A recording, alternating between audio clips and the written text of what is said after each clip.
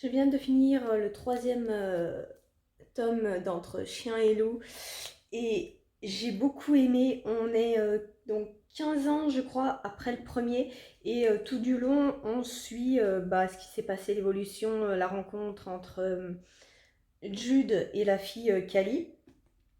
Et surtout qu'au départ, en plus, ouais, on est mis direct dans le bain où on voit Kali qui part pour un attentat, si je me souviens bien. Et après, du coup, ça coupe et on nous raconte un petit peu ce qui s'est passé dans le passé pour qu'on en arrive là. Et c'est plutôt intéressant. Bon, après, Jude, par contre, Jude, pardon, Jude, peu importe.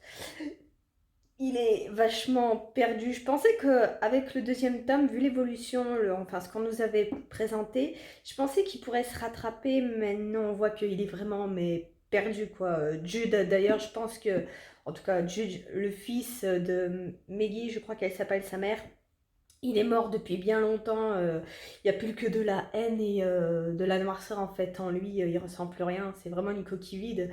Donc pour moi, Jude, qui était à la base est mort.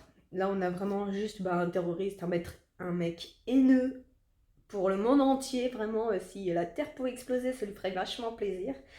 Mais du coup, voilà, juste pour ça. Et aussi, par contre, les mères. Alors, on parle des parents un petit peu dans ce genre de livre. Ils sont tout le temps un petit peu, vous savez, à l'arrière-plan.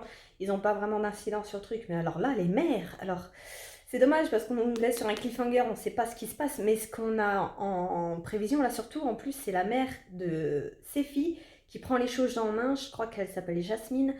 Et waouh, j'ai hâte de voir la suite, comment ça va se dérouler, parce que mon Dieu, ce qu'elle compte faire, mais ça fait tellement plaisir ce qu'elle va faire. J'ai hâte de voir la suite et je suis surprise qu'elle prenne les choses en main comme ça. Je m'y attendais pas. Ensuite, on a Ella et les 4 royaumes. Alors ça, bon, j'ai pas gardé la bannière, mais pour ceux qui savent, à quoi que si, attendez. Oui, voilà, il me semblait. Je l'ai collé ici, c'est un livre d'une youtubeuse que je suis. Et alors en vrai, on, on reconnaît sa patte, hein. Quand on la suit, on reconnaît très bien sa patte dans le livre quand on la connaît. L'histoire est plutôt pas mal. Bon, après, c'est un premier roman, donc l'histoire est plutôt courte. Mais en vrai, j'ai beaucoup aimé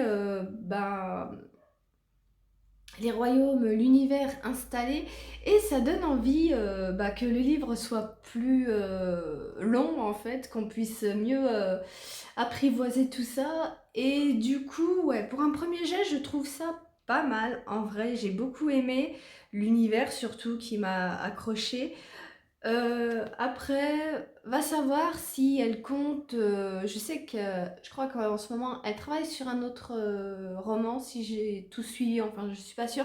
Mais en tout cas, si elle doit refaire un roman, j'espère qu'elle reprendra son univers, qu'elle le gardera à voir en fait pour la suite. Mais pour un premier jet, en vrai, c'est une lecture simple, très rapide, mais plutôt sympa à suivre. Après, on continue avec l'étonnante famille Appenzell, c'est des rééditions de Benjamin Lacombe avec... enfin, non, pour le coup, ça, c'est un original de Benjamin Lacombe, je dis n'importe quoi, mais je fais la collection en fait de ces livres, et il y a Tricot qui passe devant, bien sûr. Tricot, tu m'as tout cassé. Du coup, qu'est-ce que je disais? Tu m'as perdu. Oui, je suis en train de me faire, en fait... la collection de Benjamin Lacombe, je suis en train de prendre toutes ses éditions, ses rééditions, des contes qu'il refait avec ses illustrations, parce que je suis fan de ses illustrations, donc je suis en train de tout de me refaire. Et là, je crois que c'est le premier que je prends où c'est lui l'auteur carrément. Et j'ai bien aimé cette petite famille qu'on survole quand même, mais ça part dans tous les sens. On a des personnages hauts en couleur pour le coup. J'ai beaucoup aimé cette petite famille. Bon alors, pour la suite, on a Tommy. Je sais pas si on va bien voir le livre parce que moi, mes mangas, je sais que c'est un sacrilège, mais j'enlève les couvertures. Vous savez, il y a toujours un double truc de couverture. D'ailleurs, j'ai coupé et j'ai gardé les, euh, les images de ça. J'ai même gardé le résumé ici. Voilà. Mais c'est quelque chose que je fais toujours parce que moi, en fait, ça me gonfle, ça prend de la place. Mais bref. Donc, pour ceci, on est... alors, si je me souviens bien, on suit l'histoire d'une jeune fille. Au départ, ça commence sur ça, sur une jeune fille qui est morte dans un lycée ou un collège, je sais plus, mais je crois que c'est un lycée. Et donc, la jeune fille est morte, mais on n'a pas plus d'infos que ça. On apprend plus tard ce qui lui arrive, mais après, tout le long du livre, on suit une espèce de spectre, Tommy, du coup, qu'on va retrouver dans plein d'histoires différentes. Et le thème principal est clairement centré sur la beauté, surtout à un moment donné du livre, elle croise un mannequin. Et là, on comprend vraiment que c'est vraiment le but de l'auteur de centrer tout ça sur la beauté, la superficialité. Et surtout, bah, l'histoire de Tommy n'empêche. On apprend à un moment donné son meurtre et est-ce qu'elle l'a mérité? Non. Mais clairement, elle n'a pas aidé. Et après, bon, ça aurait pu être fait différemment, je sais pas. Parce qu'ils sont comme dans un lycée, conseil de discipline, je sais pas, autre chose que ça, même si au départ en plus c'est un accident, mais finalement bah, ça se termine en meurtre, et même là, je sais pas, bref, va savoir ce qui s'est passé dans la tête des gens, mais bon, ça aurait pu être réglé autrement, et après on se demande pourquoi elle revient hanter tout le monde, hein, mais bon, bref. Passons. Bref, ça donc c'est un livre enfin un manga de Junji Ito. Je crois que j'en ai déjà parlé, je sais plus, mais j'adore cet auteur horrifique. J'aime beaucoup sa vision de l'horreur. C'est un petit peu une vision que je partage. Et il y a beaucoup, même dans d'autres mangas que j'ai, que je présenterai dans d'autres vidéos, des visions de choses que moi-même j'ai et que je lisais, mais j'étais là, mais c'est tellement ça.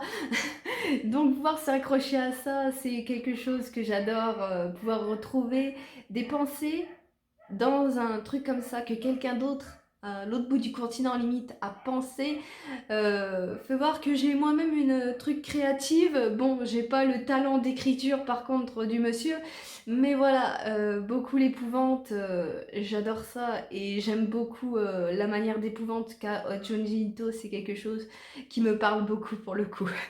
Et voilà pour cette vidéo, je m'arrête ici. Je pense que 2-3 vidéos sur les livres vont suivre, car j'ai 3 vidéos en fait de retard sur tout ça, donc j'essaie de me rattraper, et du coup je pense que là je vais filmer l'autre avec ça, donc c'est normal si je suis habillée pareil, si le contexte est pareil, c'est parce que j'ai du retard et j'essaie de me rattraper. Voilà, à la prochaine.